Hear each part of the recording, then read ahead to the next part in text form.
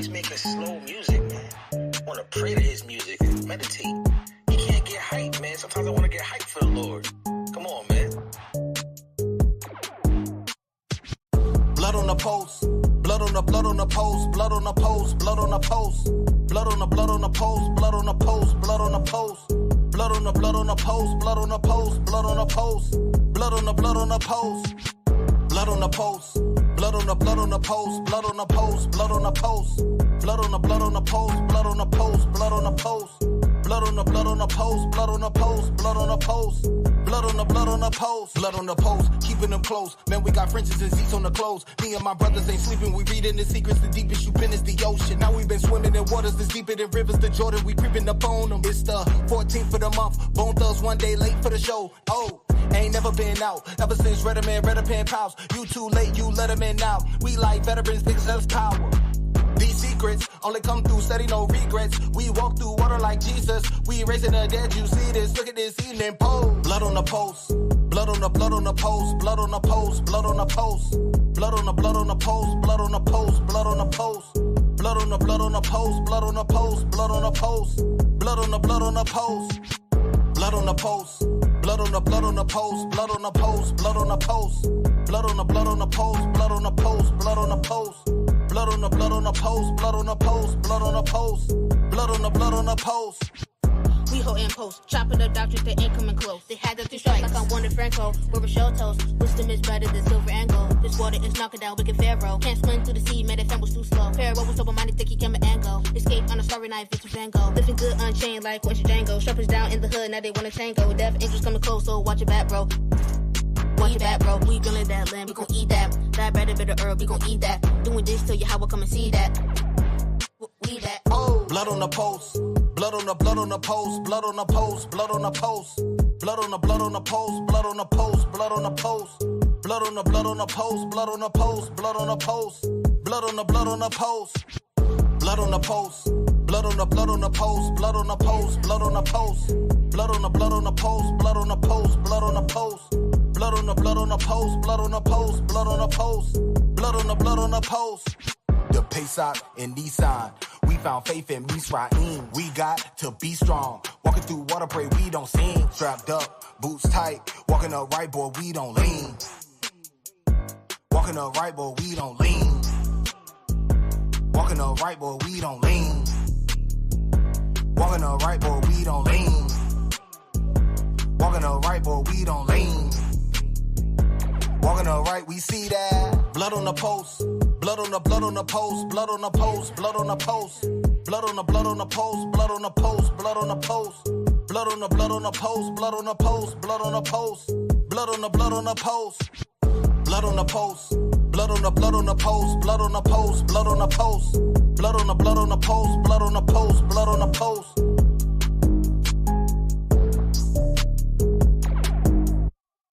Shirmai, Yasharallah, Yahweh, Allah Hayanawa, Yahweh,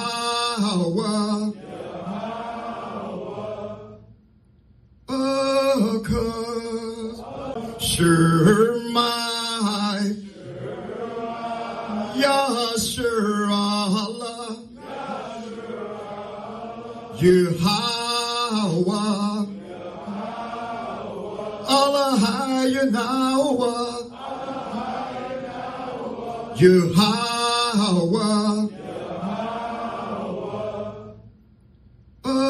Because Shirmai, Yasharallah, Yahweh, Allah Hayanawa, Yahweh,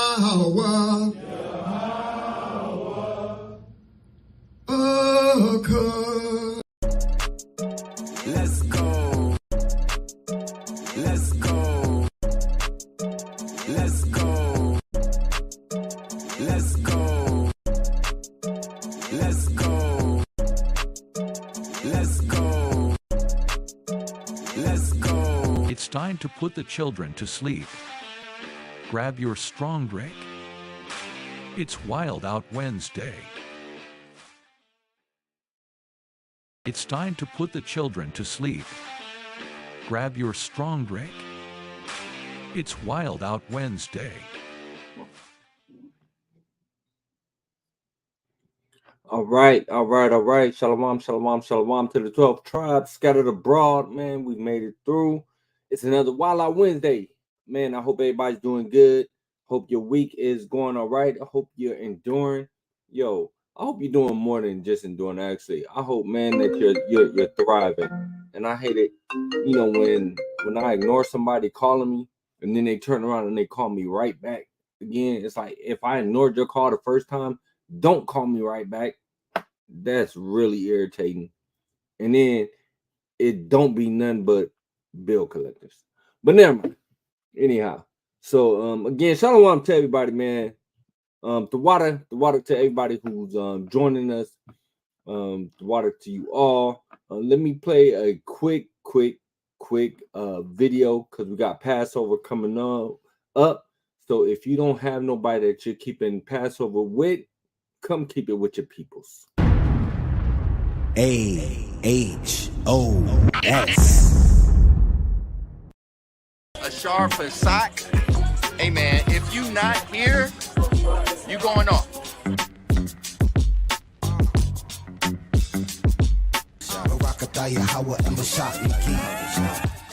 Save the date. Anointed House of Saints invites you to our Passover celebration in Atlanta, Georgia, on April 21st, 2024 at 7 p.m. Enjoy a weekend of family fun with events catering to all ages.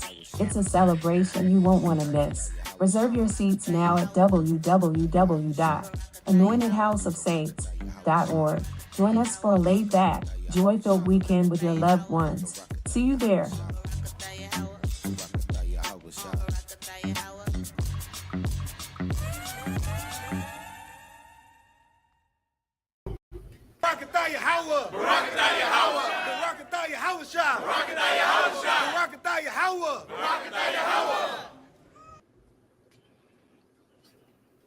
All right. So again, man, hey, Passover is coming up fast. Yo, it's next month. We really like weeks out, and we've been saying for the longest, get your stuff ready. Passover's gonna be here before you know it. Hey, so all praises to the Most High. Hey, we got Passover coming up. I did just want to make a quick announcement also. So we here are going to be doing a fast. If you are able to partake in a fast, we're going to be fasting from evening, sundown tonight. I got maybe another hour before the sun drop over here, but we will be fasting. Hey, if you are able-bodied and you're able to fast with us, we're going to be praying. We're just going from even to even. So it's a one-day fast, sundown this evening to sundown tomorrow. We're fasting, right? Humbling ourselves and sending these prayers up to the Most High. Okay. So now, with that being said, hey, Shemai, how you doing? I'm all right, got one. How you doing? Kind of all praise to the Most High. I'm not gonna complain about Nathan at all. So, again, we actually just gonna really just give pretty much straight off into this, because I'm already knowing that this is going to have to be 2 parts.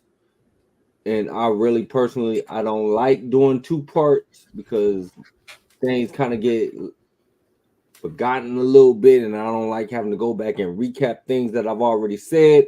But we're going to have to do it in 2 parts because we're going to be going into a topic that I believe is really relevant. One, because we're living in a time of deception, and Yahushua said that if it was possible, even the very elect would be deceived. Now, the key phrase in that statement, he said, if it were possible.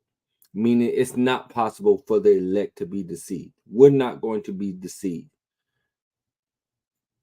Most High willing, we are part of that number, that elect, right? We're the hopeful elect. Okay. So it's things that I want to go into. The Most High has put it on my spirit to look at prophecy. He's really made me interested in prophecy. I love prophecy. I love looking at it. I love going into it. So that's what we're going to be dealing with. And so last week before last, we were dealing with, that's right. Hey, Nazar, you said it. We got to stand that word, right? You have to stay in the word. And so with that, and Nazar, I'm glad that you said that, because we each, I used to say, hey, try to read at least 4 chapters a day, but that might not be something that you can do, that you can commit to. You might not be able to commit to reading 4 chapters a day. Commit to reading 2 chapters a day. And if you can't commit to reading 2 chapters a day, then commit to reading 1 chapter a day. Read 1 chapter a day. Out of that chapter, get you a verse and meditate on that verse. Meditate on a couple verses, right? Something that just sticks with you. Meditate it. Let that hit your spirit. Let that hit your soul, man. And that's how you begin to grow in this word, right? It's not something that you can do part-time. It's not something that you can do every now and then. You've got to commit yourself to studying the word of the Most High, right? You've got to be sold out to this. In fact, the book of Jeremiah, chapter 1, verse 8. Hey, Shalom, Araya. No. This is a water fast. This is a water fast. It's a water only. Water only. So no food, water only. All right. And I know, you just said that you was going out to eat, but hey, we got like about another hour before that sun go down. So enjoy your food, King. Let me get that. Jeremiah 1 and 8. It's the book of Jeremiah, chapter 1 and verse 8. Be not afraid of their faces, for I am with thee to deliver thee, saith the Lord. Salakia. Joshua 1 and 8. What Nazar saying? I've thought of that and heard it from wise Akim. Seek counsel in the word, meditate, fast, and pray on our questions. Yeah, come. We'll get another precept to go along with that, what you just said right there too. But let me get that Joshua 1 and 8. Baba Kasha. It's the book of Joshua, chapter 1 and verse 8. This book of the law shall not depart out of thy mouth. It shall what? It shall not depart out of thy mouth. Mm-hmm. But thou shalt meditate therein day and night, that thou mayest observe to do according to all that is written therein. Right. It said thou shalt meditate in it day and night. It said it should not depart out of thy mouth. And it said thou shalt meditate on it day and night. All right. I just wanted to get, the definition of meditate here really quickly.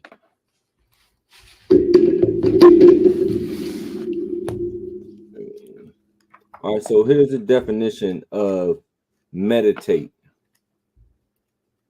Meditate says think deeply or focus one's mind for a period of time in silence or with the aid of chanting. Now, we ain't doing no chanting or nothing like that, right? Sometimes what I do is I will repeat the verse. I will say the verse, and that is something that helps me apply it to memory. But we not into like, what was that movie where Stella got a groove back with the Nomio, or no, that was Tina Turner that was doing the Nomio Hoy Renge Kill or whatever that was. Yeah. We not doing none of that, right?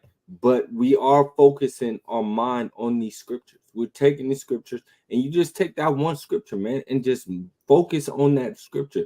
Think about how, how that particular scripture may apply to yourself, right? We have verses of the day where brothers come out and they get a verse of the day and they read that verse and they break that verse down. A lot of these verses, Salake, that's my daughter.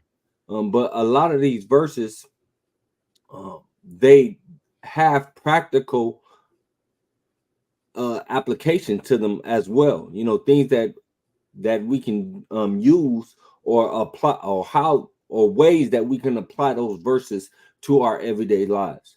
Right. So read Joshua 1:8 for me one more time. It's the book of Joshua, chapter 1 and verse 8. This book of the law shall not depart out of thy mouth. Right. It means you should not stop talking about it. Now, that's not saying that, we talking about the law 24 hours out the day. But, when, and I love talking to the brother, man, the officer Yawasop, it's like it. When we be on the phone and we be conversating, and in conversation, that brother be like, oh, yeah, I got a precept for that.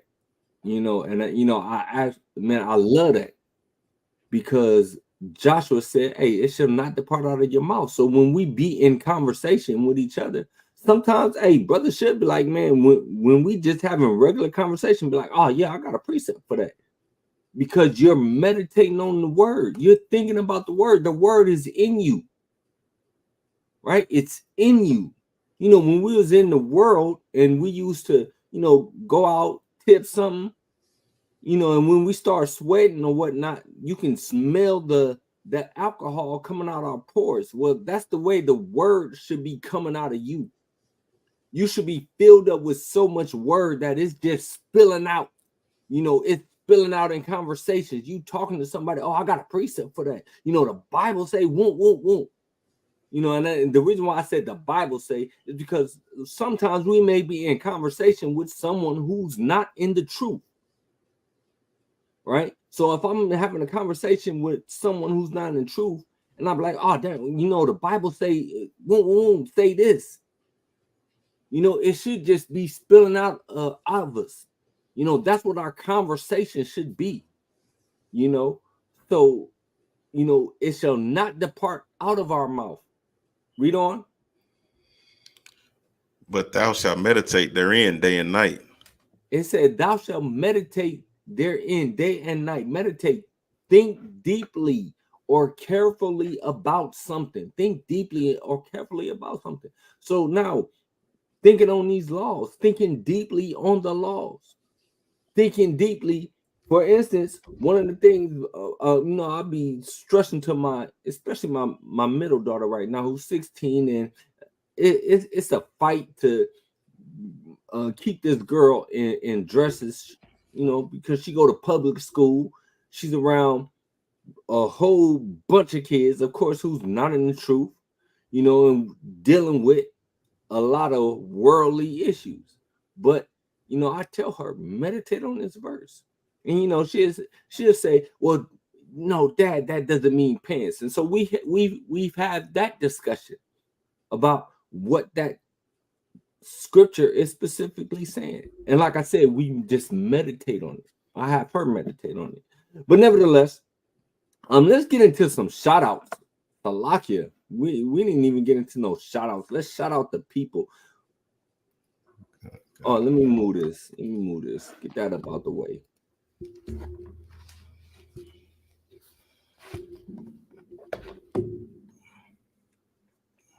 Officer Shemai, you mind shouting the people out for me, Baba Kasha?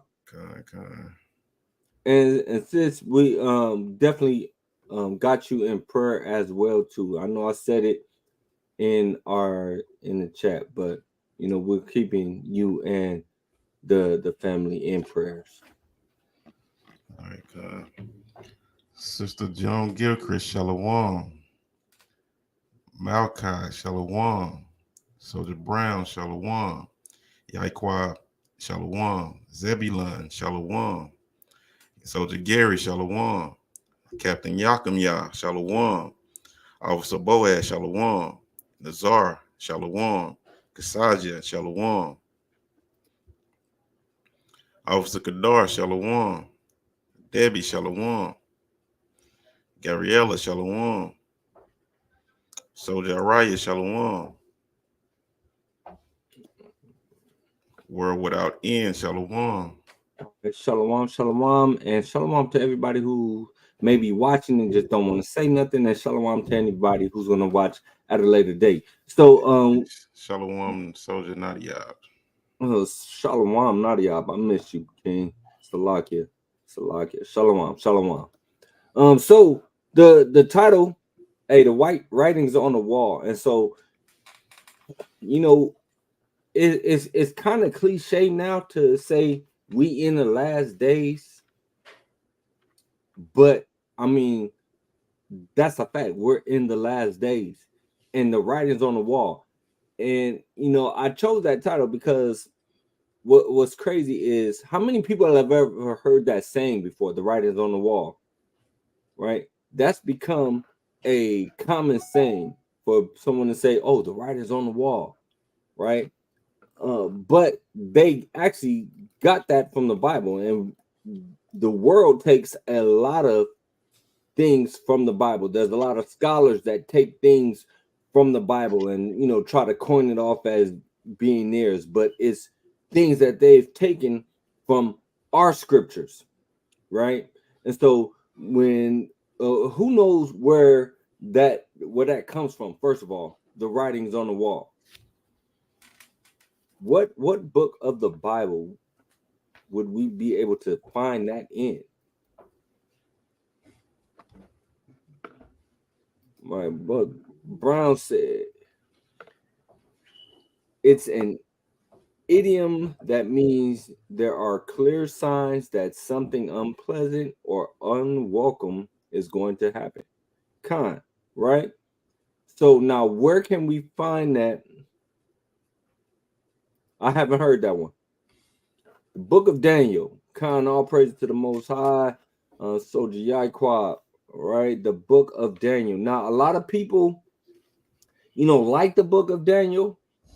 You know, an interesting fact about the book of Daniel is it's the most authenticated book of the Bible. The book of Daniel is the most authenticated book of the Bible. Now, a lot of people like to read the book of Daniel. A lot of people like to go into the book of Daniel. It's some people that get confused about the book. It's some people that don't want to read the book, right? But one of the things that the book of Daniel has is end time prophecies, right? It's filled with eschatology, just like the book of Revelation is. And in the book of Revelation, you'll see a lot of repeating of the same things that's already been said in the book of Daniel. The book of Daniel can be historically proved. And again, case in point, the book of Daniel is the most authenticated book of the Bible, right? So, I mean, historically, through archaeological evidence, as well too. So, dealing with the book of Daniel. So, the book of Daniel is actually written kind of somewhat in a way that would make someone get lost, or would make it easier for someone to get lost. And so there's 12 chapters in the book, right?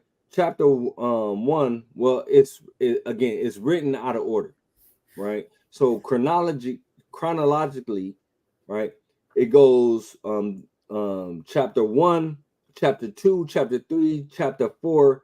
Then chronologically it jumps to chapter 7, chapter 8, and then comes back to 5 and 6, jumps to chapter 9, then 11, right? So the book is written out of order, so that could trip somebody up when reading the book as well too, right? So now, let's first the first thing that I want to get, first chapter I want to get, precept that I want to get is Ecclesiastes 1 and 9. Baba Kasha.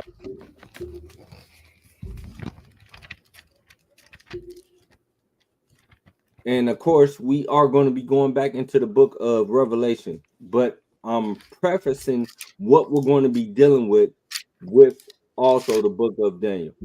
So last week we were in Revelation 13. We were dealing with what? in Revelation 13, what were we looking at? Real quick in the chat. Make sure that y'all is taking notes. While we wait on that, go ahead, get that precept. Ecclesiastes chapter 1 and verse 9. The thing that has been, it is that which shall be, and that which is done is that which shall be done. And there is no new thing under the sun. There's no new thing under the sun. The thing that has been is going to be. So I want you to think about that and keep that in mind. So when we see things happening, right? When we see things happening in the world, there's no new thing. Now, when we say it's no new thing, we're not saying like, oh, there were cell phones before in the past, or they were communicating by cell phone. That's not what we're saying as far as new thing, right? But a topic that will put on the shelf for right now is, for instance, regeneration, people, beings, right? There's no new people, right? But that's something that would just shelf for right now.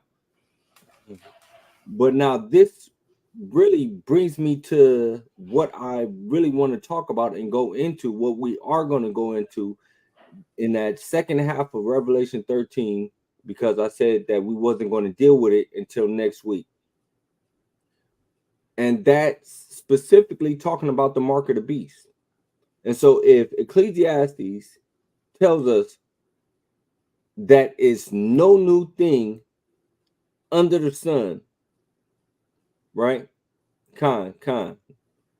No worries. If Ecclesiastes tell us that it's no new thing under the sun, right?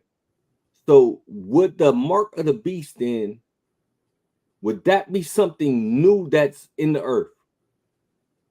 That's what I want you guys to start thinking about right now, because they've made movies about the mark of the beast, and even on a secular level, people are somewhat conscious about the concept of the mark of the beast.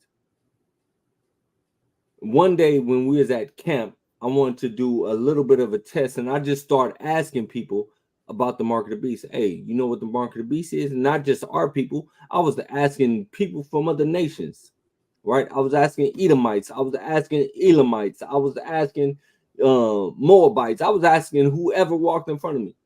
Hey, if you knew what the mark of the beast was, or if they knew what the mark of the beast was.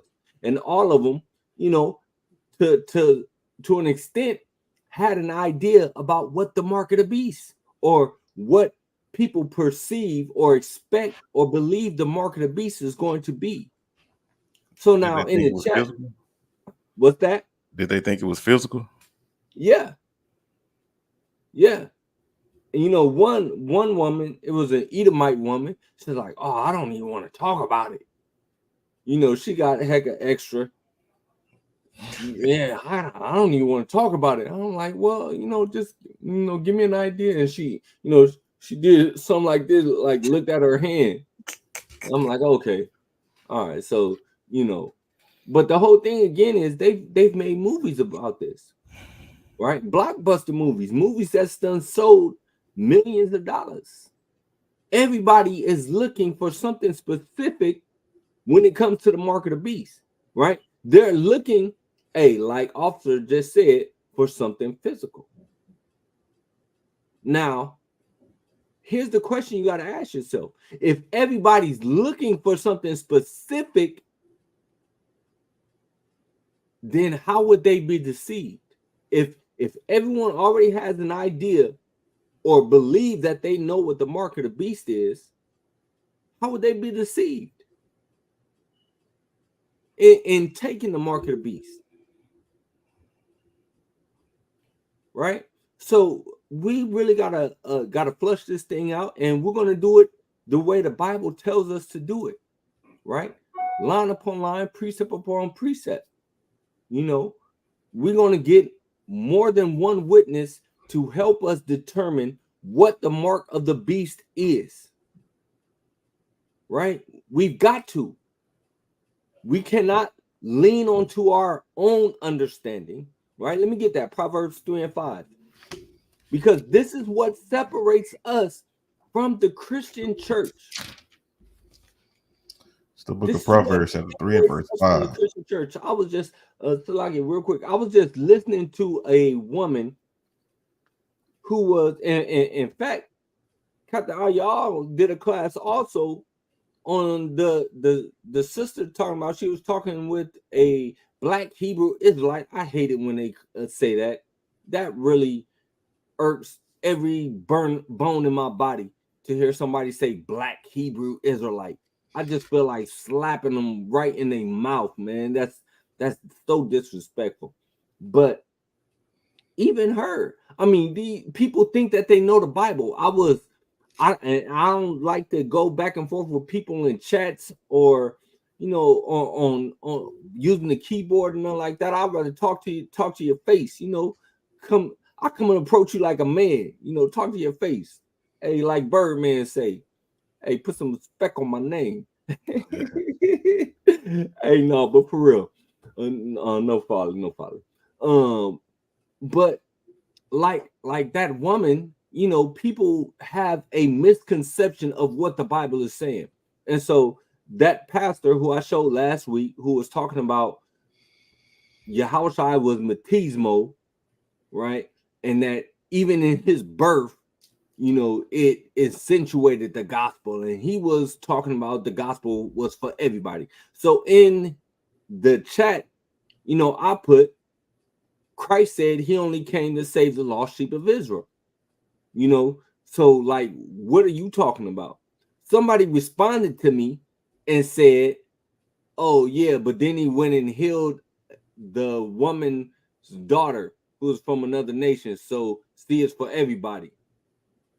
So I'm like, all right, so now you take that.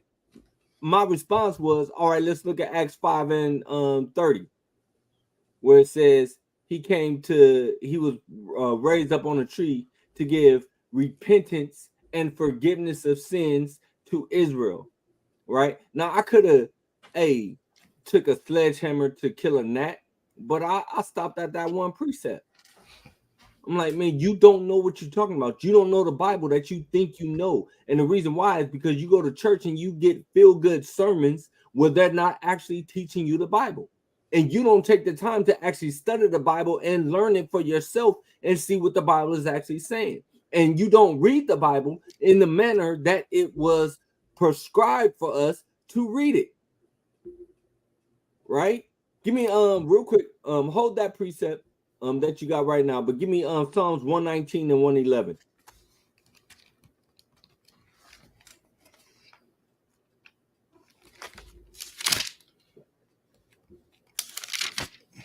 It's the book of Psalms, chapter 119. I don't think that's what I want. But read that. The book of Psalms, chapter 119 and 111. Thy testimonies have I taken as an heritage forever. Okay, yeah, that's not the one that I want. Give me 111 and 10. Salakia.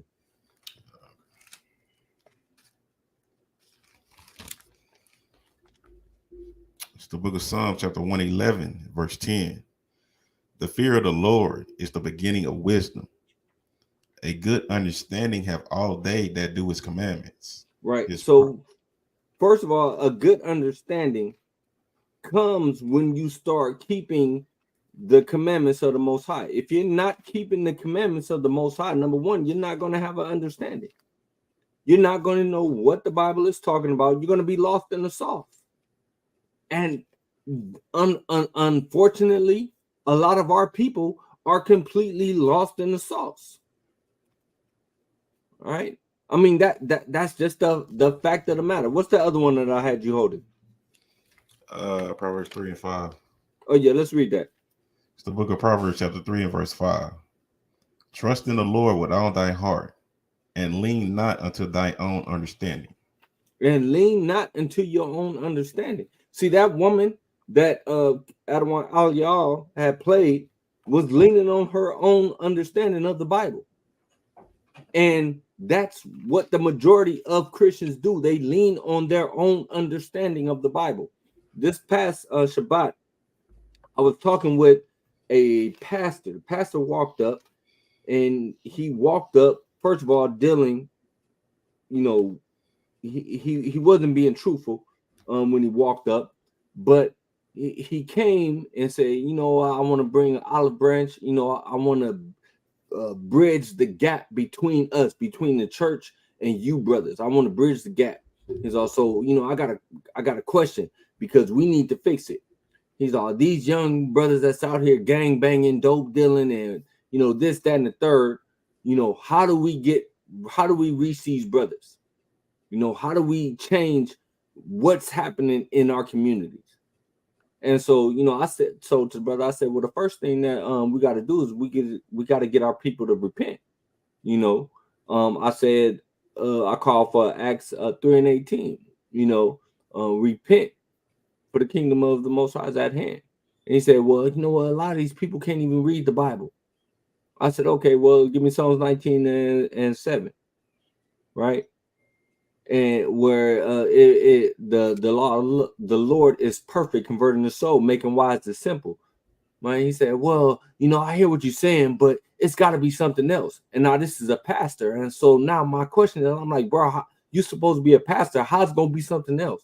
I said, the foundation got to be based off of the word of the Most High. And I said, that's the problem right there. That's the main issue right there, because you're a pastor, but you're looking for another fix to fix our community. Instead of trying to fix our community with the word, you're looking for other avenues and looking at other ways to how we can fix the community. Where's the foundation at? Right?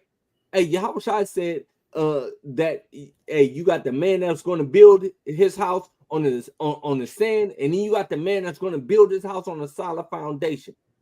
So, you know, I told the brother, I said, first of all, the brothers don't understand who they are. They don't understand their lineage. They don't understand that they are actually descendants of the people of this book, right? First of all, we got to give our people their identity back, because their identity have been stripped from them. And so now, because you got brothers thinking that they're niggas, or you got brothers thinking that they're gangbangers, or you got brothers thinking that they're essays, or you got brothers thinking that they're whatever other derogatory term that you can think of. You got sisters calling themselves bad bitches. I'm a bad bitch. I'm this. No, why? First of all, why are you calling yourself a bitch?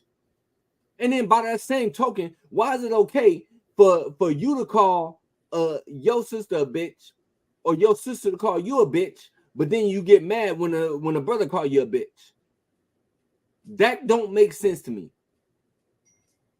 Like, yeah, I'm a bad bitch. You'll call yourself that all day long, but get mad when a brother said to you. So we got to change how our people look at each other, look at themselves. First of all, change how they look at themselves, and then change how they look at each other. Because it's a saying, if you don't love yourself, how can you love somebody else? And these people, our people, do not love themselves. When I was growing up, I did not love myself. I didn't care if I got killed out on the street. Hey, that came with the lifestyle. If I got shot, that came with the lifestyle. In fact, I would have took that as a badge. Like, yeah, I've been shot. You know how many homeboys I had that, well, a couple of them lived. Not too many lived after getting popped, but got popped and lived. It's like a, man, that's a badge of honor. You catch some of them hot ones and you live to tell about it. How many of these rappers nowadays done caught some hot ones, and you know, now they done blown up and they selling they records, they CDs, they albums for millions of dollars. You know, they going to they getting famous, they're getting fame off of rapping about killing ops. dissing dead ops. I seen a video of a brother going and taking a piss on his dead ops grave. I don't know if that brother is still alive or not, but hey, I saw a video of a dude. One dude was filming, the other dude had a shovel, one of his ops' grave, digging it up, calling his name, talking about get up, you know, wow. for clouding. Wow, that's like, crazy. These dudes. That's how destroyed we are as a people. And you know what?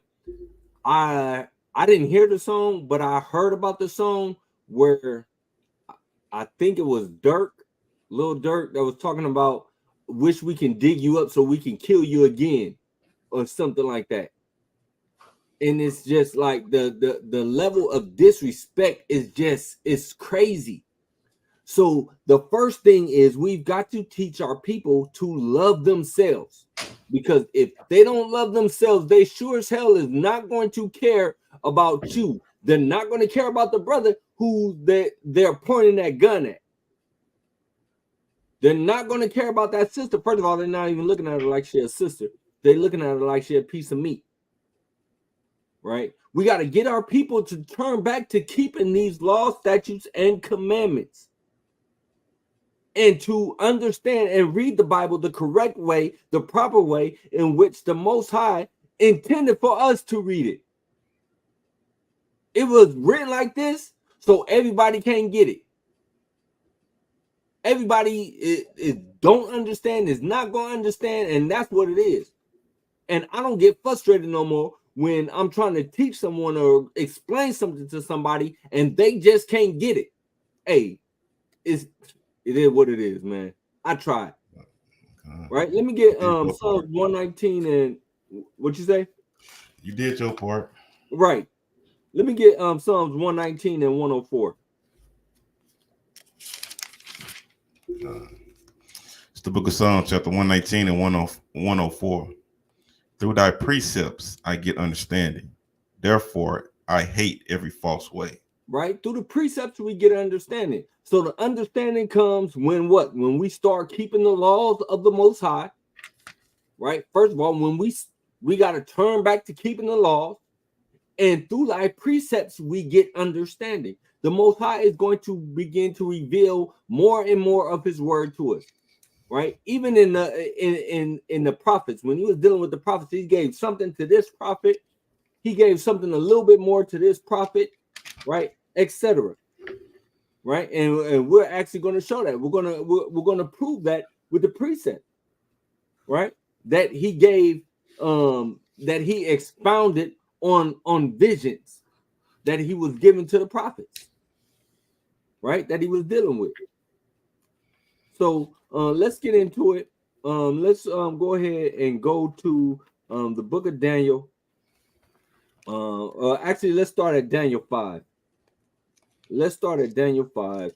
And now remember again, so this was, and if you guys want to write this down really quick, I actually don't have it pulled up to where I can show you to where you would be able to screenshot it.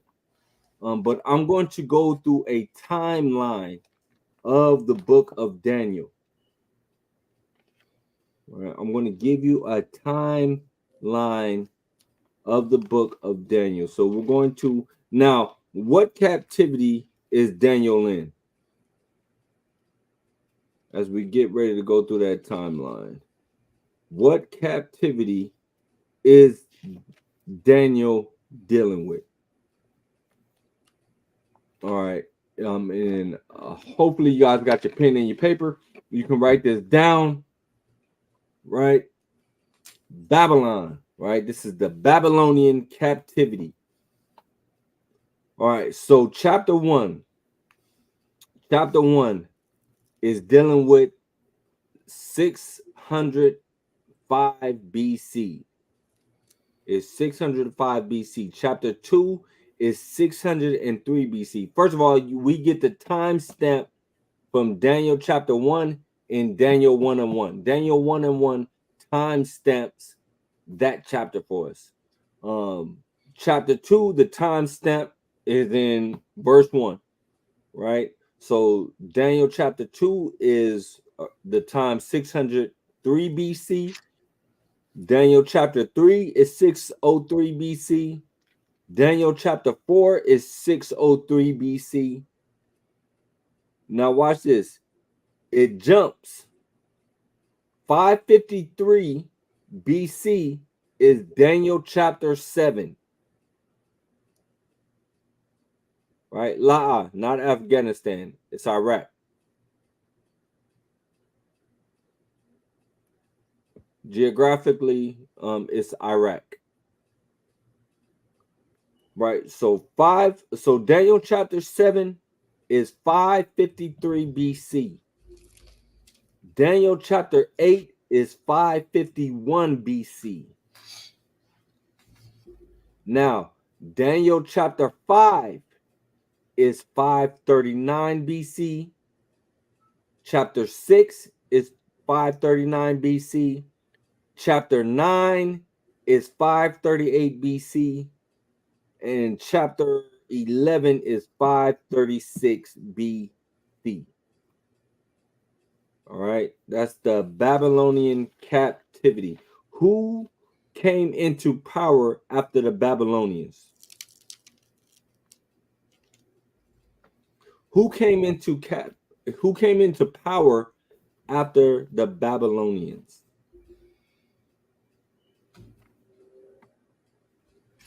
Let's go ahead and go to Daniel, the book of Daniel, chapter. Actually, before La'a. Wow. So the Assyrians, so the northern kingdom went into captivity. The Assyrians took the northern captivity, or the Assyrians took the northern kingdom into captivity. The northern kingdom went into captivity before the southern kingdom did. Right? Then came the Babylonian captivity. And Yaquab has it, the Persian Mede. Right? So, and remember, out of those two, the Persians were the more superior. Right? In fact, who was it that gave the decree to restore the temple? Who was it that gave the decree to restore the temple? And what captivity did that happen in? What captivity did that happen in? And real quick, so this is a sidebar. This is a sidebar because Daniel was a prophet, yes? All right. So now, right, Cyrus gave the decree to rebuild the temple. Now, again, sidebar. So when Daniel was, in fact, let's just do it. Let's go to the book of, what do I want? Daniel. Let me get the book, Daniel, chapter 1. Let me get Daniel chapter 1. And we can start, or maybe I want actually chapter 2.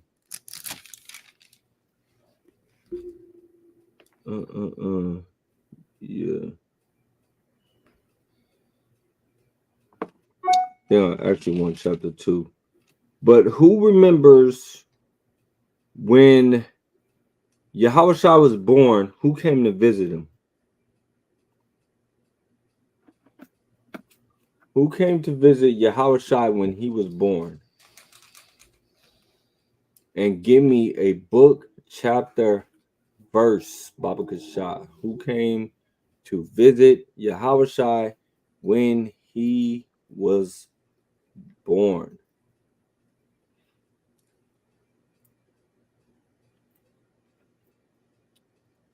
With a book, chapter, and verse. All praise to the Most High. Oh, okay, Khan. All right, who came to visit? I'm gonna ask one more time. and then we can go ahead and get this. So give me Daniel chapter 2 and verse number 48.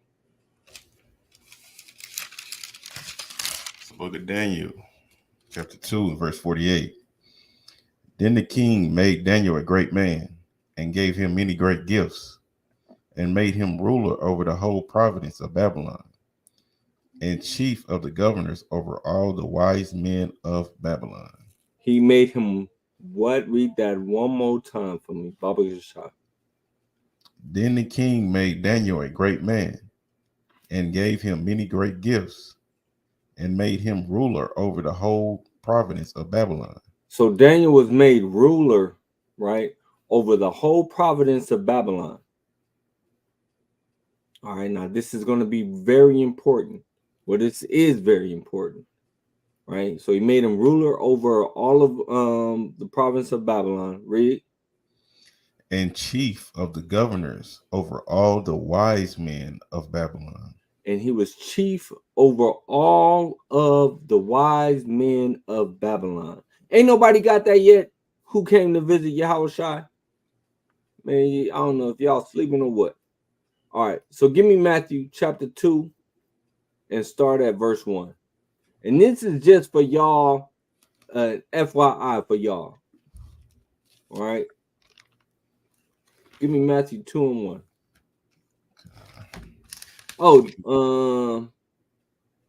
Oh, Debbie had put it. My bad, Salakia. Sister Debbie hit it. Be like Ants hit it. Oh no, he didn't. He put that down. All right, Salakia, my bad. All right, let's get that. Matthew 2 and 1. It's the book of book of Matthew, chapter 2 and verse 1. Now, when Yahushua was born in Bethlehem of Judea in the days of Herod the king, behold, there came wise men from the east to Jerusalem, saying, where is he that is born King of the Jews? Right. So hold on right there. First of all, let's deal with something. How many wise men came?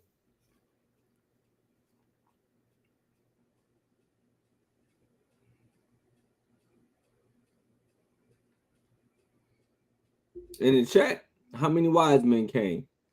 Read that for me one more time. Verse 2 or 1? Start at verse 1. All right, Khan. So 3 wise men.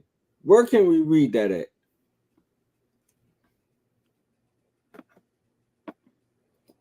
Where can we read 3 wise men came to see Yahushua?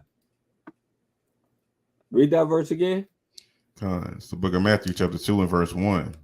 Now, when Yahushua was born in Bethlehem of Judea in the days of Herod the king, behold, there came wise men from the east to Jerusalem. There came wise men from the east, right? Where does it say that there were 3 wise men?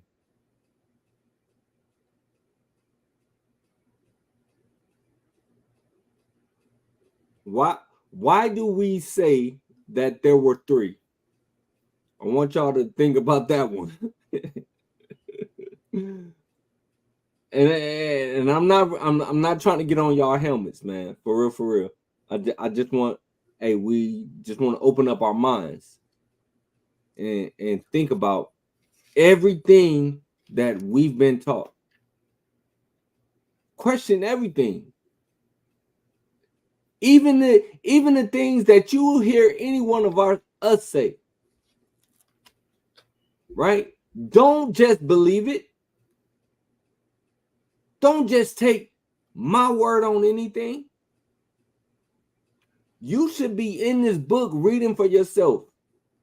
The precepts I give you, the precepts that we cover, yes, we're teaching, but you still need to be able to make sure that you have the understanding for yourself. Right? So now, just like you just said, that's a tradition. That it was 3 wise men. The Bible don't say that. It's just like the in the book of Jonah, when he said he was swallowed up, it don't say whale, it say great fish. That's right. That's right. And so now we gotta take that. We gotta understand that the same people that we learned a lot of these stories from are the same people that we say don't know the Bible. So like we gotta test everything. Right? In fact, let me get the book real quick. Thessalonians, the First Thessalonians 5:20.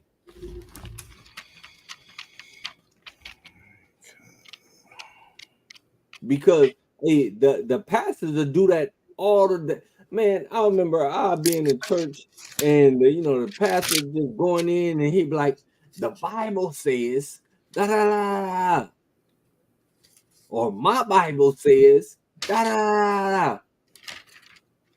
Right? Did the little drummer boy come too? Right. Come on, read that for me. It's the book of First Thessalonians chapter 5, verse 20. Despise not prophesying.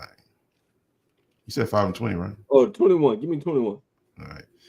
Prove all things. Hold fast that which is good. Prove all things. Prove all things. Right? We got to prove all things. Your pastor lied to you. My pastor lied to me. Right? 3 wise men. All right. But anyway, we're going to drop that one. So let's go back to that Matthew 2:1. It's the book of Matthew chapter 2 and verse 1. Now when Yahushua was born in Bethlehem of Judea in the days of Herod the king, behold, there came wise men from the east to Jerusalem. Right? There came wise men from the east. Now, why would there be wise men coming from the east to see the King of the Jews?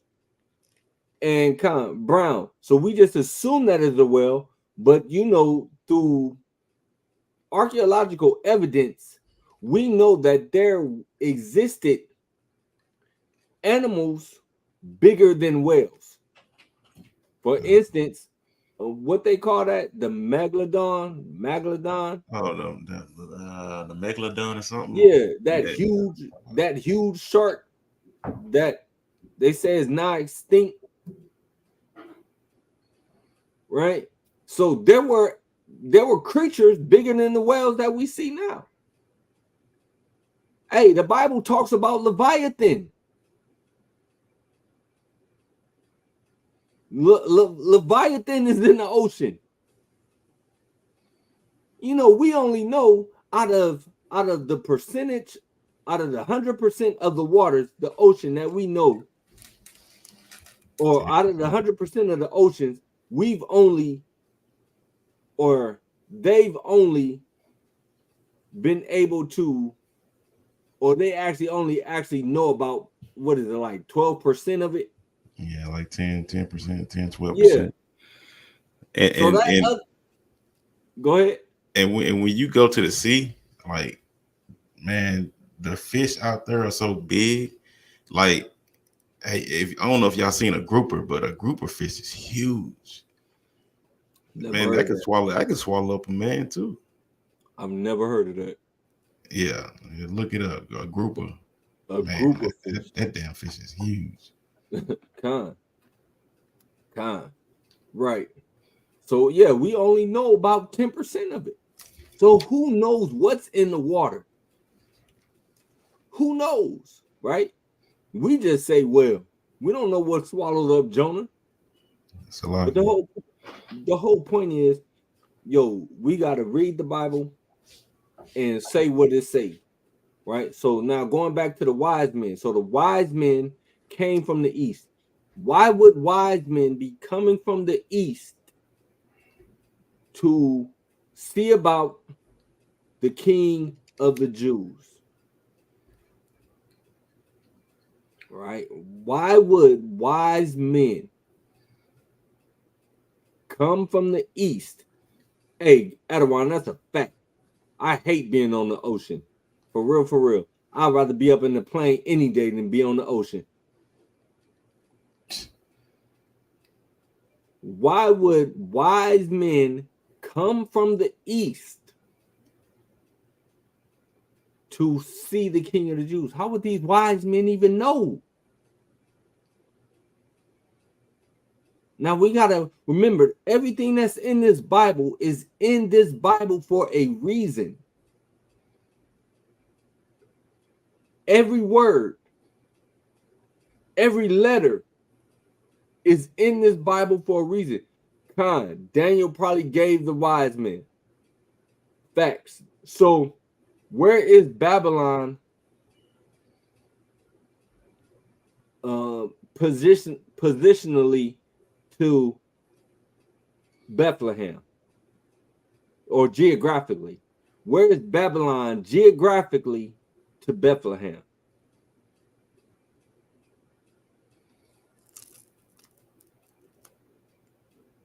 Oh no, she wasn't feeling it at all. She wasn't feeling it at all. In fact, I seen I seen a meme like that. It would be to the northeast, right? All right. So now you got wise men coming from the east. All praise to the Most High. You got these wise men coming from the east. Daniel was what? He was made the what? Governor. Right? He was made the governor. He was put over the wise men. So now, don't it make sense now, especially post exile, right? First of all, not hey, come on. So, hey, somebody. That's why I was trying to get him before he did that. Yeah, somebody spin this dude. Hey, brother, look, man, if you really are, you can send us an email. In fact, man, we about to ban you permanently if you keep coming in here with that foolishness, man. No listening. If you are, then hey, man, brothers, shoot us an email. Obviously, you got access to a phone, you got access to email as well too. All right, get up with brothers. But you remember one class, Judah said he'd been doing this for like 6 years, so that's crazy. That's crazy. And man, and the cold part about it is, man, we got scammers in Israel that try to take advantage of brothers, man, and it's really sad. Try to take advantage of sisters, and it's really sad that goes on, right? That's terrible, bro. And if that's you, bro, you know, I feel sorry for you, for real. But yeah, yeah, and Adawan already checked you on it on Monday, man. So come on, bro, don't come on a platform with that foolishness no more, please. I'm asking you nicely, please don't do it. All right. So now, going back, yeah. So Daniel was placed over the wise men, right? Now, again, so post exile, not all of the Jews went back. There were Jews that stayed there, right? There were Jews that chose not to leave. They didn't go back to Israel. They didn't go back to rebuild, you know what I'm saying, our homeland, our home. They didn't go back to rebuild the temple. There were Jews that stayed there. So now you got wise men that's coming from the east. They would have had to have known or found this out by Daniel, from what Daniel would have been teaching them. Now I've got some information that I want to share dealing with astrology, and I'm not talking about like horoscopes, because that's a perversion of astrology. That's a perversion of it, and that's wicked. But I've got some information on astrology that I'm going to bring forward. I'm not going to do it today, but I will be bringing that out. So anyway, that was a real quick sidebar. I just wanted to drop that little nugget, man, for y'all and give y'all that understanding, right? But let's go back to Daniel. Let's go back to Daniel. we're gonna bypass actually chapter 5. Let's just get right into it because we've already been on for a minute. Let's go right to Daniel chapter 7. All right, and again, I want to start because we are going to be dealing with the mark of the beast. This is where this is going into, and I want you to remember Ecclesiastes 1:9. Would there be something brand new that's never been seen, been heard of before? Would that be coming on the scene now here in these last days, when the Bible said there's nothing new under the sun? So that a physical mark being placed on people. So what would keep somebody from entering into the kingdom? I want to ask you guys that first. What will keep you from entering the kingdom? Why would you not be able to get into the kingdom? I want you to answer that question. Let's go to Daniel, and it's not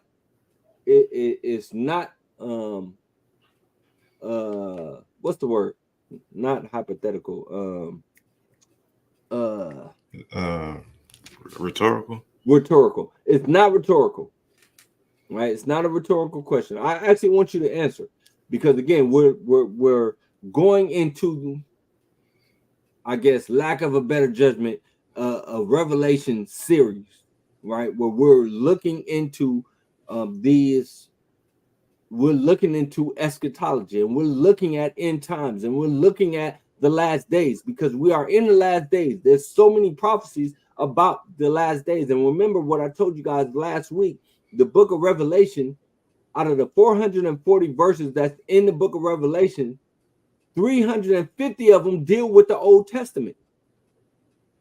That come back to like 80%, some 80% of the book, 80% of that book deals with Old Testament, or is referencing something from the Old Testament, or is quoting the Old Testament, right? So we have to have an understanding of what the Old Testament is saying to us. And Daniel deals with eschatology, right? It's dealing with end time prophecy. So let's go ahead and go back to the book of Daniel chapter 7, and actually let's get verse 7, because we went through the other beasts. When we was dealing with Revelation 13, we dealt with that with the first beast, the second beast, the third beast. We didn't get to this one. We didn't get to the fourth beast, and now I did that purposely. But we're gonna deal with that fourth beast now. So give me Daniel 7 and verse 7. It's the book of Daniel, chapter 7 and verse 7. After this, I saw in night visions, and behold, a fourth beast. Fourth beast, right? This is the fourth beast. Real quick, go to Daniel chapter 2.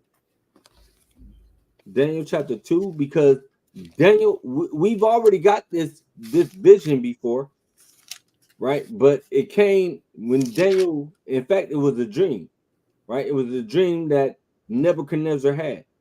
And this is how Daniel actually got put into power, because he came and he interpreted the king's dream for him, right? So give me Daniel chapter 2, and start at Salaki, actually verse number 40. It's the book of Daniel chapter 2 and verse 40. And the fourth kingdom shall be strong as iron. The fourth what? The fourth kingdom shall be strong as iron. All right, go back to Daniel 7.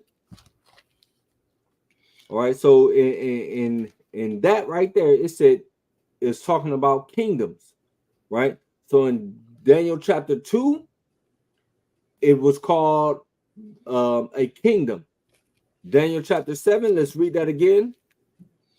The book of Daniel chapter 7 and verse 7. After this, I saw in the night visions, and behold, a fourth beast.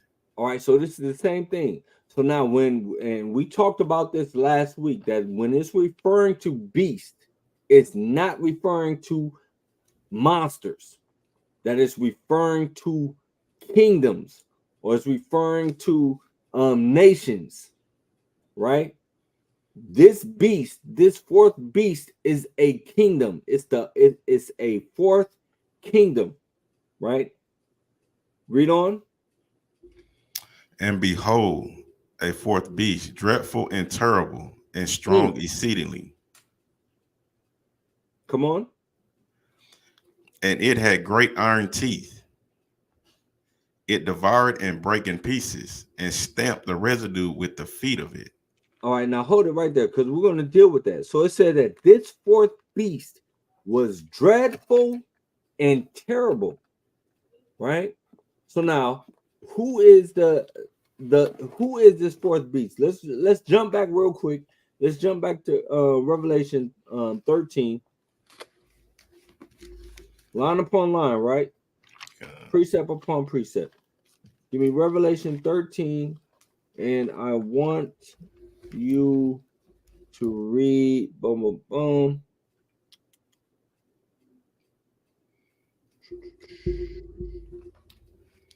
Yeah, read verse 2. It's the book of Revelation, chapter 13 and verse 2. Actually, Salakia. Read verse 1. The book of Revelation, chapter 13, verse 1. And I stood upon the sand of the sea and saw a beast rise up out of the sea, having 7 heads and 10 horns, and upon his horns 10 crowns, and upon his heads the name of blasphemy. All right, so now this beast rose up out of the sea, rose up out of the nations, right? This is the fourth beast in Daniel's vision, right? So let's go back again real quick to Daniel 7. Start that again from the top. So in the chat, who is the fourth beast? Who is the fourth beast? And if you want, you can go ahead, give me the first, give me the second, give me the third. Who is that fourth beast? From Daniel's vision. All right. Let's get that again.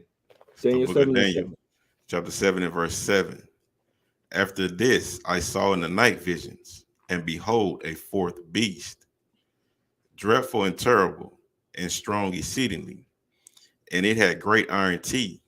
It devoured and brake in pieces, and stamped the residue with the feet of it. And it was diverse from all the beasts that were before it, and it had 10 horns. All right, so this beast, right? The fourth beast, coming to Revelation 22:14. Rome, fourth beast. Rome is that fourth beast. Keeping the commandments may have the right to the tree of life. Got the papacy, we got Babylon, Persian, Mede, Assyrian, and the Greek. All right, So Nazar, you're pretty close with the exception of the Assyrian, right? So it would be Babylon, it would be the Persian Mede, and it would be the Greek, right? The fourth, the third is the Greek, not the Assyrian. The fourth is the Roman, right? The fourth beast is the Roman Empire, right? And again, David said papacy, but to zero in on that, it is Rome, right? The papacy came out of Rome. All right, so that fourth beast is Rome. And now, what did it say about this fourth beast? Right? It said that this fourth beast was dreadful and terrible and strong exceedingly. It had great iron teeth. It devoured and brake in pieces and stamped the residue with the feet of it. What does it mean when it says stamp the residue with the feet of it? Right? What does that mean when it says stamp the residue with the feet of it? Well, when it's saying that it stamped the residue with the feet of it, it's basically saying that it's culture, right? So, for instance, what happened? I said everybody copying off them. Everybody copying off of them, right? Give me Second Esdras. Give me second Ezra chapter. In fact, we're going to start at verse 11. Give me second Ezra chapter 11 and verse 1. That's right. Leave their ideology on other people. That's right. Hey, and Adawan has that that statue for his profile pic.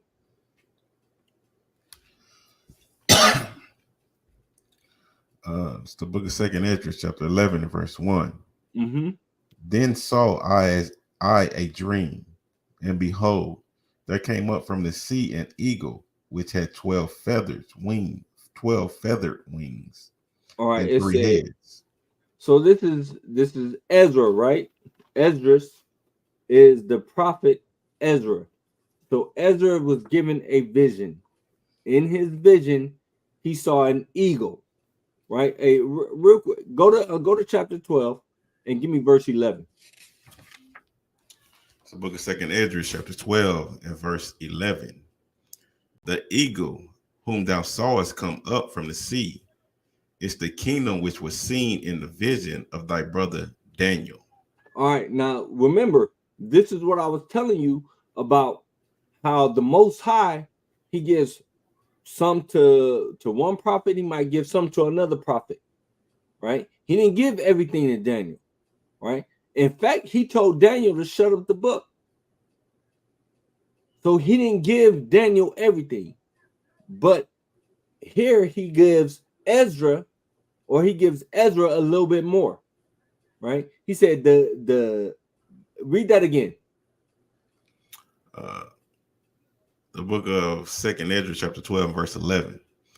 The eagle whom thou sawest come up from the sea is the kingdom which was seen in the vision of thy brother Daniel. Right. So this is that same vision that Daniel had, or this is that same beast that Daniel saw. Rome. This is that same beast that Daniel saw that stamped the residue, right? That left this ideology on all these other nations, on all these other people, right? This is that same beast. Read on. Yeah, I was about to ask, and I read on verse 12. But it was not expounded unto him. Therefore, now I declare it unto thee. Right. Behold, the days will come that there shall rise up a kingdom upon the earth, and it shall be feared above all the kingdoms that were before it. Now, so see, and it just said it right there. He said that he didn't expound on it to Daniel, right? But he gave it to Ezra. That there was going to be another kingdom that rose up on the earth, right? Let's go real quick. Go back to 11 and 1 again for me, Baba Kasha. It's the book of Second Esdras, chapter 11, verse 1. Then saw I a dream, and behold, there came up from the sea an eagle which had 12 feathered wings and 3 heads. And I saw, and behold, she spread her wings all over the earth, and all over the winds of the air blew on her. And because what did Rome do? Hey, that Roman kingdom was huge, right? Now watch this. I want you to go to First Maccabees. Go to First Maccabees chapter 8 and verse 1. Because what happened to the Greek Empire? What happened to the Greek Empire? What happened to the Greek Empire? Did the Romans conquer the Greek Empire?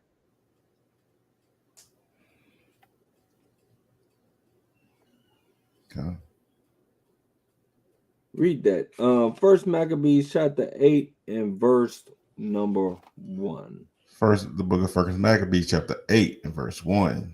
Now Judas have heard of the fame of the Romans, that they were mighty and valiant men, and such as would lovingly accept all that joined themselves unto them, and make a league of enmity with all that came unto them. Right. Hey, so Judas, what did he do? They went to go link up with the Romans, because what was going on with them? Right? They heard about the Romans. Now the Romans really wasn't doing it big like that yet, but they heard about, hey, say, hey man, these some valiant men. Let's go link up with them. Right? Keep reading. Verse 2. And that they were men of great valor. It was told him also of their wars and noble acts which they had done among the Galatians, and how they had conquered them and brought them under tribute. Read on. And what they had done in the country of Spain for the winning of the mines of the silver and gold which is there. All right, now I want you to jump. I want you to jump to verse number 18. Verse 18. And to entreat them that they would take the yoke from them, for they saw that the kingdom and entreat them that they would take the yoke from them, for they saw that the kingdom of the Grecians did oppress Israel with servitude. Right. Come on. They went therefore to Rome, which was a very great journey, and came into the Senate. Wait, hold on. So what do we have over here in the United States as far as our government, our democracy? Just to show you again how when they say it's stamped the residue, right? So where do we get the Senate from? Where do we get our democracy from? When you look at our buildings, like for instance, the Capitol and all of that, it looks exactly like Rome's architecture. And we, Slovakia, not we, but the United States took from Rome. It took the concept of democracy, right? Read that verse again. Verse 19. They went therefore to Rome, which was a very great journey, and came into the Senate, where they spake and said. Right? They came into the Senate. And so part of the three heads of the democracy, or the our system, right? The Senate and the House of Representatives. Right. That's right. So you got the executive, the judicial, and the legislature. Right? Those are the three heads. Right? And the executive branch is what? The presidency. The legislature branch is the Senate and the House of Representatives. And then you got the judicial, which of course is the court system. Okay? But this is going back to that Daniel. Let's get it again. Give me Daniel 7. The book of Daniel, chapter 7 and verse 7. After this, I saw in the night visions, and behold, a fourth beast, dreadful and terrible, and strong exceedingly. And it had great iron teeth. It devoured and brake in pieces, and stamped the residue with the feet of it. And it was diverse from all the beasts that were before it, and it had 10 horns. Right. Now, so one of the things with like understanding prophecy is you have to understand the characters, who the Bible is talking about. You have to be able to go through and say, oh yeah, these are those people, these are those people, these are those people. And so when you look at commentaries, just about every Christian commentary will admit and say that this fourth beast is Rome. I haven't seen one Christian commentary that does not agree that that fourth beast is Rome. Now, here's the thing though. When dealing with that, they don't understand, or they can't actually pinpoint or have an understanding about the role that America plays in end time prophecy. in eschatology. They don't understand it because on the back of their dollar bill, what does it say? It say, "In God we trust." They believe that this is a Christian nation. They wholeheartedly believe that. So you have all of the evangelical Christians over here who spend millions of dollars to the Israelis because they think, oh, if you bless Israel, you're going to be blessed. They believe that they're not going to be judged. And so one of the Araya had asked in the chat earlier, like, how do you show that America is going to be hit with nuclear missiles? The first thing you got to do is you have to establish who America is in the Bible. You have to show where America falls into this prophecy. So America has taken and has abused the children of the Most High, and they don't even know it. They think that they're a Christian nation. They think that they're serving the Most High God. And then you have pastors that teach if the Most High judges America, he's going to have to apologize to Yahushua. You have pastors that teach that. They don't understand the prophecy that's in the book of Daniel. They don't understand the prophecies that's in Revelation. And because they don't understand, we have to, just like I showed you how we have to reevaluate everything that we've taken from the Christian church, beginning with the wise men, we have to reevaluate what they've given us concerning the mark of the beast. Because if they're off about something like the wise men, which the scriptures don't tell us that there were 3, how can we trust them to give us information about something as serious or pertinent as the mark of the beast? We cannot trust them. And so if all of these Christian religions, all of them are looking for something specific. They're all looking for something specific as being the mark of the beast. And they're all saying the same thing.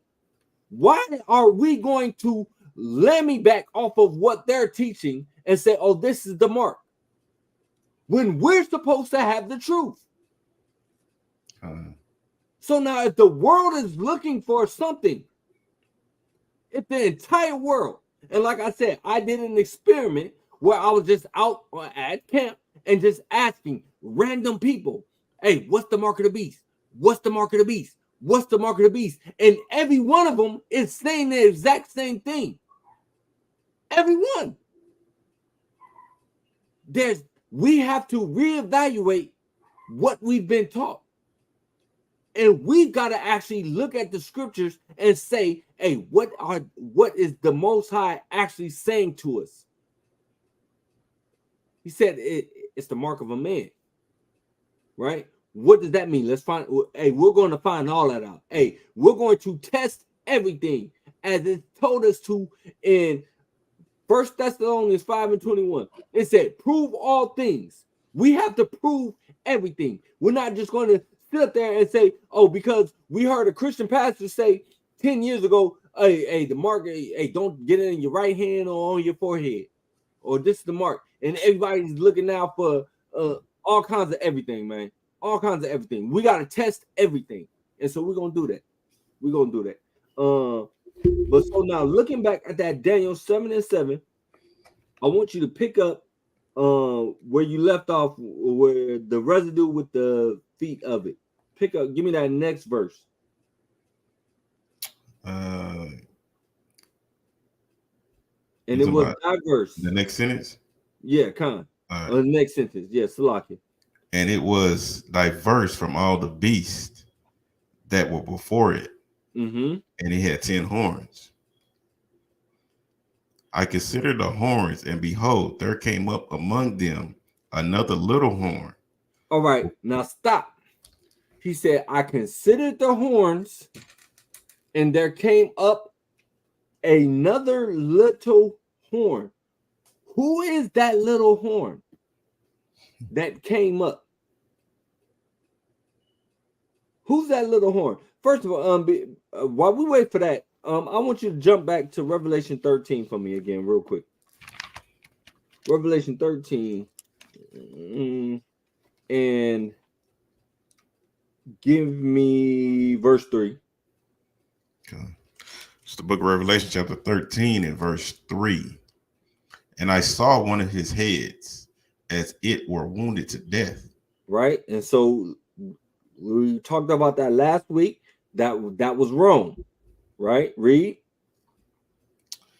And his deadly wound was healed. That was the resurgence, right? That was that Renaissance period. That's when Rome came back onto the scene. Read on. And all the world wondered after the beast. All right, stop right there. Let's go back to that Daniel. I guess the state country of modern Israel. Okay, it's not a bad guess. Not a bad guess. Let's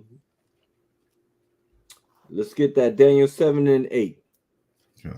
It's the book of Daniel, chapter 7 and verse 8. I considered the horns, and behold, there came up among them another little horn, before whom there were 3 of the first horns plucked up by the roots. Right. All right. So you got this little horn, but what preceded that little horn was 3 other horns. All right. So now, who are those other 3 horns? Who are those other 3 horns? Keep reading.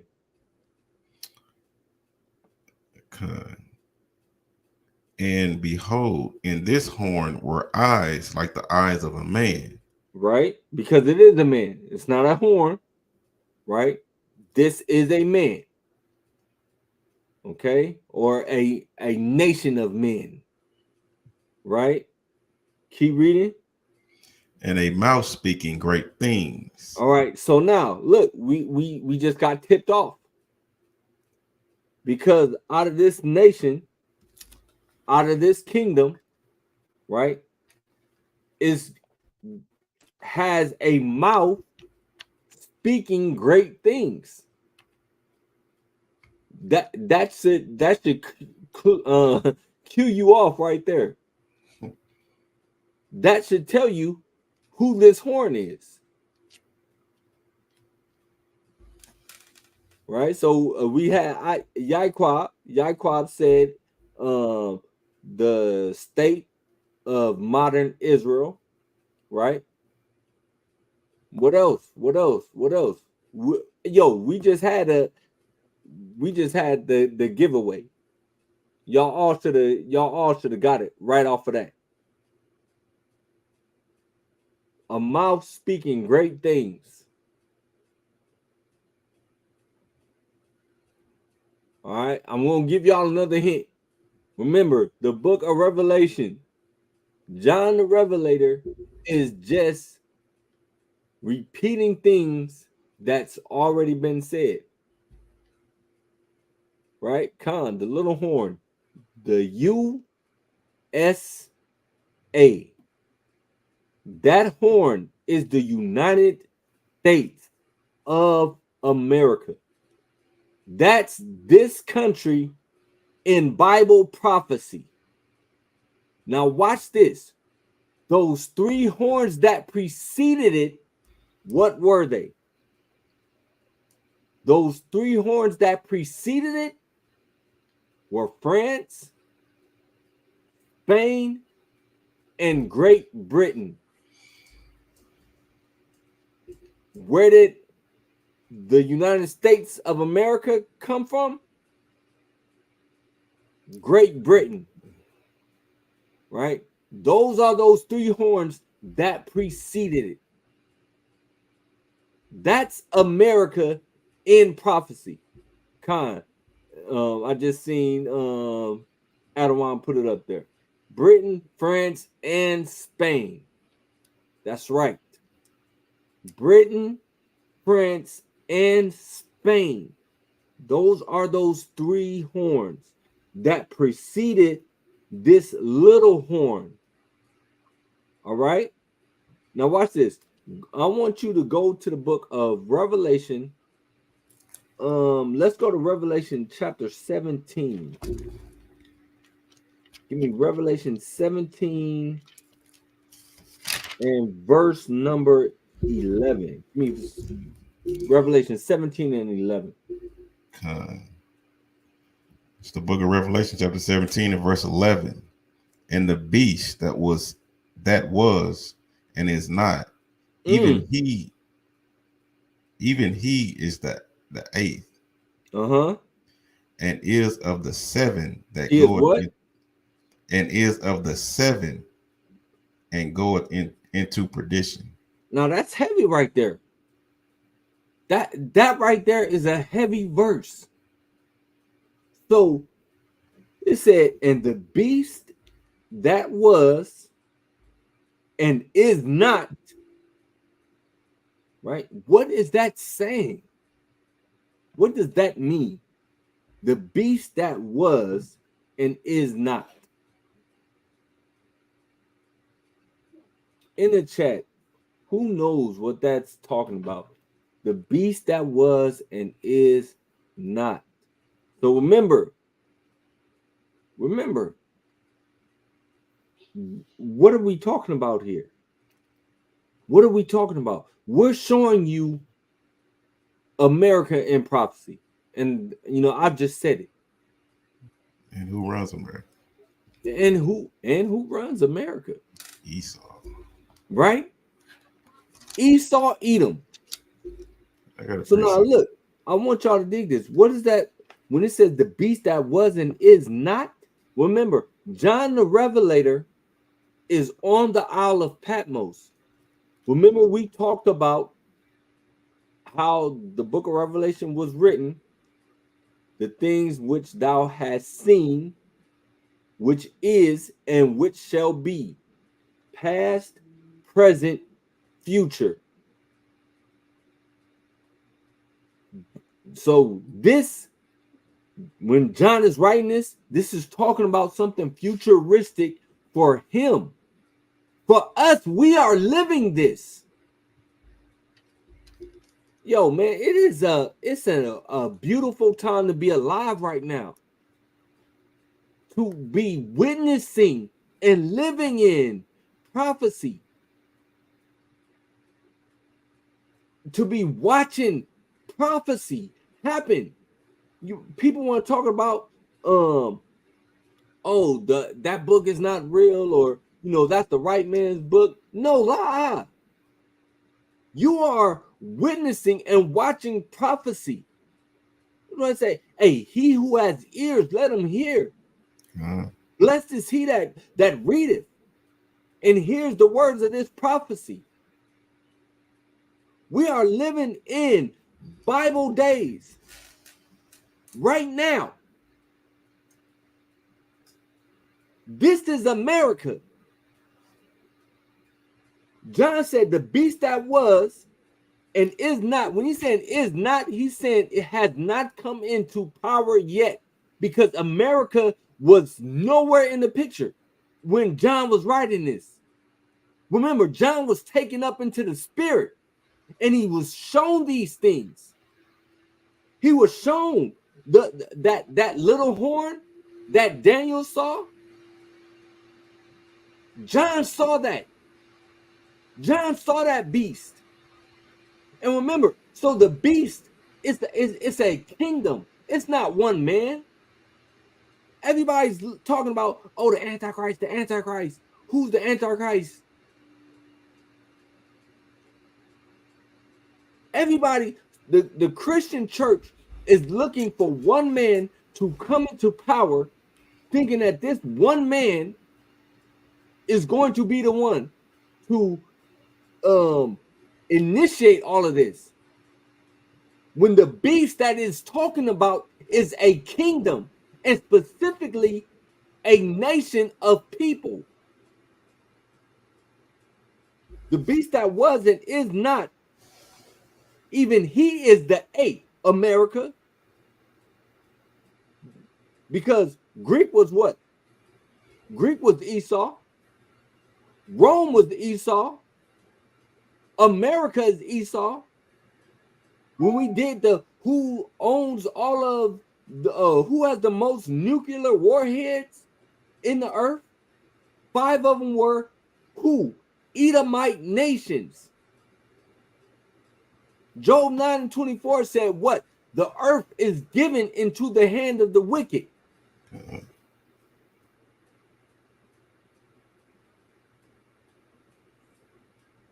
Esau is called what? The border of wickedness. Come on, man. It's too easy. Through the power and the spirit of the Most High, it's too easy. And that's why now the conversation is being changed from when Christians come up, just like the pastor came up to me. Hey, well, how do we do it outside of the Bible? They don't want to deal with the Bible.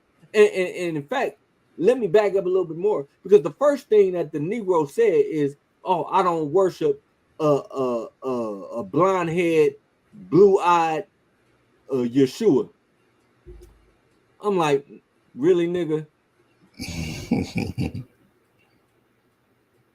So again, it said the beast that was and is not, even he is the eighth. Now watch this. And is of the 7, and goeth into perdition. All right. Now, that goeth into perdition. Yo, this is how you really put the nail in the coffin, because it's still, niggas are still gonna want to argue it down with you. They still gonna want to argue down. No, that's not America.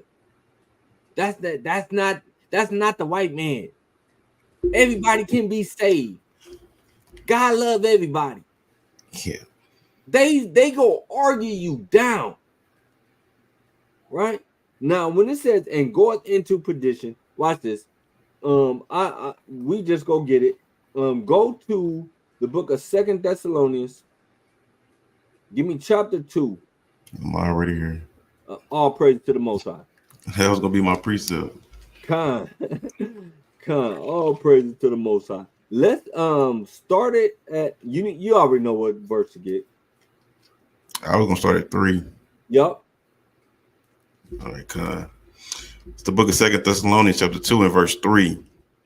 Let no man deceive you by any means. What? Let no man deceive you by any means. Hey, stop listening to these Christian pastors. Stop believing these Christian pastors. Stop listening to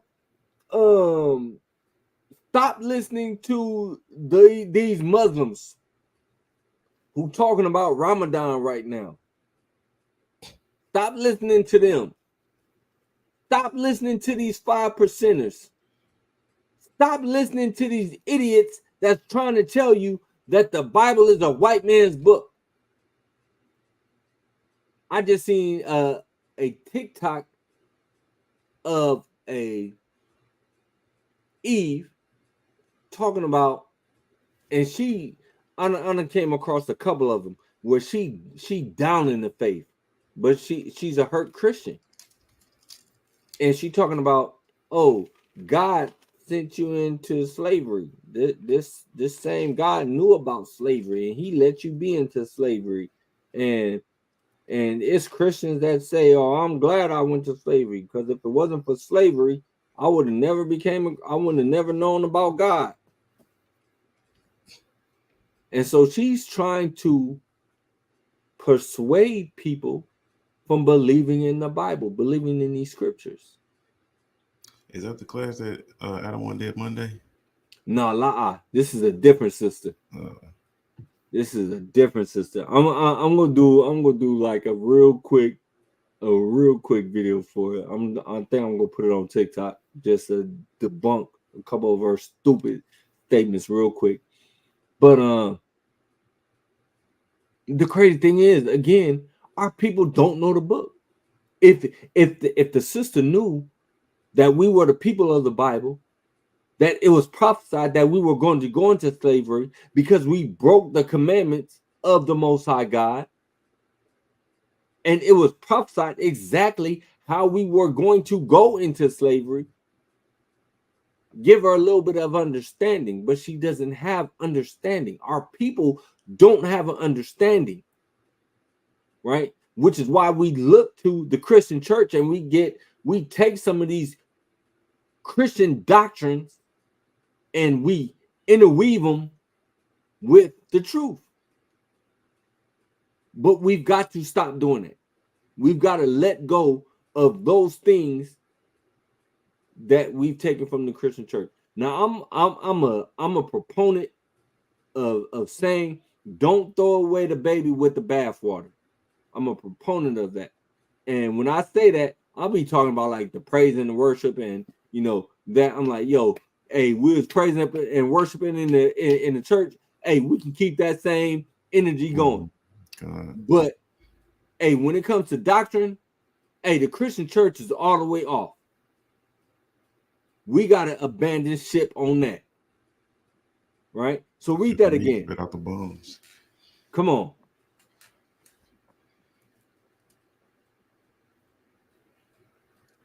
Let's get that again. 2 Thessalonians. The book of 2 Thessalonians chapter 2 and verse 3. Let no man deceive you by any means, for that day shall not come, except there come a falling away first. Mm-hmm. And that man of sin be revealed. And that man of what? That man of sin be revealed. Come on. The son of perdition.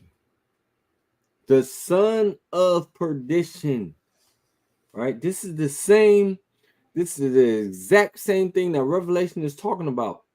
Right. But it's saying the beast, right? We know that the beast is what? It's a kingdom. When it's saying that man of sin, what does it mean when it says that man of sin? And that man of sin, when it says in that man of sin, it's that translates to the lawless one, right? Because he's got a mouth speaking blasphemies. Wow. He's not keeping no laws. In fact, this damn devil done proclaimed himself as being the children of the Most High God. This devil, as he said in Isaiah 14, hey, I'm going to ascend above the stars. Next verse, right? Right? Talk about that. Come on, read it. And the man of sin, you know who the border of wickedness is. Mm-hmm. Esau.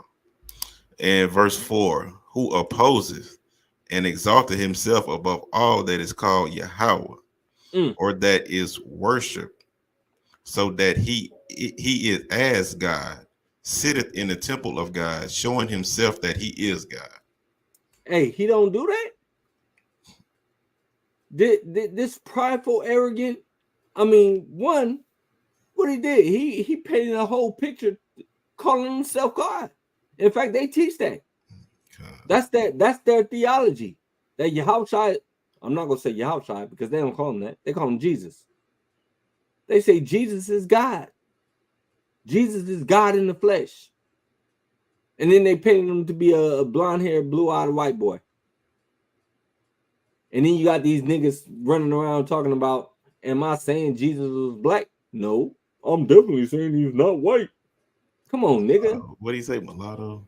Yeah, Matismo. Come on, Matismo. Man, it's foolishness. Now watch. I'm going to prove to you that when it's saying that, and that man of sin be revealed, the son of perdition, right? It's not just talking about one man, right? Go to Malachi. Get the book of Malachi. Let's get Malachi chapter 1.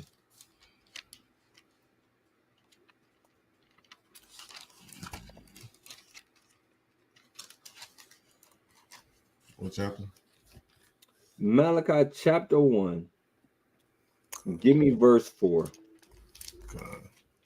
It's the book of Malachi chapter 1 and verse 4. Whereas Edom said, we are impoverished, but we will return and build the desolate places. Thus saith the Lord of hosts, they shall build, but I will throw down, and they shall call them the border of wickedness, and the people against whom the Lord have indignation forever. The people whom the Lord has indignation forever. The people, man, it's talking about a nation, right? It's talking about a kingdom, right? The people whom the Most High has indignation forever. That man of sin has been revealed in these last days. The man of sin has been revealed. Let me read verse 9 in 2 Thessalonians. Come on. The book of 2 Thessalonians chapter 2 and verse 9. Even him whose coming is after the working of Satan with all power and signs and lying wonders, and with all deceivableness of unrighteousness in them that perish, because they receive not the love of the truth, and they might be saved, and that they might be saved. And you know who the synagogue of Satan is. Yep. Come on, you gonna add some more to that? No, we all know who the synagogue of Satan is, so that's who he gave his power to. That's that's the top demon. Come on. All right, so hey, it's 1:50. We're an hour and 51 minutes in. Like I said, I just wanted to, we wanted to start to get you thinking, right? Next week, Most High willing, we're actually going to start dealing with the mark and what the mark of the beast is. All right, we're going to start dealing with that next week. But I definitely want you guys to start thinking about it, and I want you guys to come into the class without any presuppositions, right? Let's not, and again, so my whole point, my whole reasoning, well, actually, it was twofold in going to that Matthew, showing you the connection with Daniel, right? But also to show you that there's things that we've been assuming and that we've taken from the Christian church, and we're holding on to it, right? All praise to the Most High. We're holding on to those things, and we've got to, like the scriptures say, precept upon precept. Through thy precepts I get understanding. Therefore I hate every false way, right? So all praises to the Most High. Hey, the water for y'all being interactive. Again, so now y'all know what we're gonna be dealing with already. Y'all ideas or concepts of what you think the mark might be. All right, I'm going to challenge that. We're going to challenge it with the Bible. All right, and let's see if the Bible says that. All right. But with that said, all praise to the Most High. Hey, love y'all. Thank you for staying tapped in. Shamai, you got anything for the people? Just Daniel 7 and 18. All praise. It's the book of Daniel, chapter 7 and verse 18. But the saints of the Most High shall take the kingdom and possess the kingdom forever, even forever and ever. Hallelujah. Hey, we taking that kingdom, man. We are taking that kingdom, brick by brick, we're gonna take that thing. You hear me? So yeah. Oh shoot, that's what's happening. Everything. So again, hey, Shalom, y'all. Y'all Bashim Yashai Barakatham. Remember Passover. We got like what, 6 weeks? Got like 6 weeks. Yeah, I guess. All right. So it ain't long. It ain't long. Nah, it ain't long at all. It's coming fast. Oh, and the 23rd of March. Let me make this announcement real quick. The 23rd of March. If we got brothers in North Carolina, or if you're close to North Carolina, and you want to go out for the opening of the new school. So we have the new school in North Carolina, that the first class is going to be a Sabbath morning brew. And then after is going to be a unity camp. So if you are in the state of North Carolina, the brothers that's in the state of North Carolina, you want to go and you want to be a part of that, please do. If you're not, even if you're not and you want to go, if you're close, within driving distance, or even if you just go get a flight, if you go catch a flight down there, yo, all praises. Hey, what's happening with this computer? It's tripping out. All praises. Again, that's going to be March 23rd in North Carolina. I'm not totally sure. I think it's Raleigh.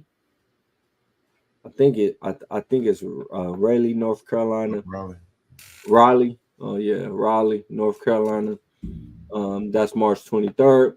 But nevertheless, hey, love y'all. Tune in tomorrow for the Torah portion on Thursday, and then Friday we got prayer, little Bible study. And again, if you are fasting with us, the fast for us out here on the West Coast, it did start. The sun is down, so we're fasting sundown to sundown. Please make sure that water fast, right? Water, no food. Everybody that's able, if you're able, partake on this fast with us. Stay in prayer. Stay in the scriptures.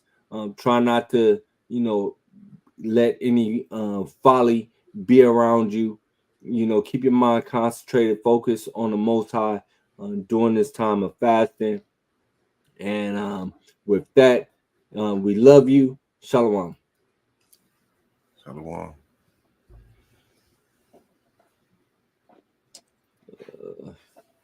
I don't know if my mouth's gonna stop working or what. God damn, see, man, this thing tripping. I don't know. Somebody. Ya Baraka, Ya Baraka, Yahweh, Yahweh, Waya Shamaka, Waya Shamaka, Yahweh, Yahweh, Yahweh, Yahweh, Panyawa Al Yak, Panyawa Al Yak, Waya Khanka, Waya Khanka, Yahweh, Yahweh, Yasha'aya. Yasha'aya, Panyawa Al Yak, Panyawa Al Yak, Wayasham, Laka Shalom, Laka Shalom, Yahweh Bahasham, Yahweh Bahasham, Yahweh Shah, Yahweh Shah, Barak Rapah, Barak Rapah, Yahweh, Yahweh, Yahweh Bahasham, Yahweh Bahasham, Yahweh Shah, Yahweh Shah, Barak Rapah, Barak Rapah, Yasha Allah, Yasha Allah. This is not a test.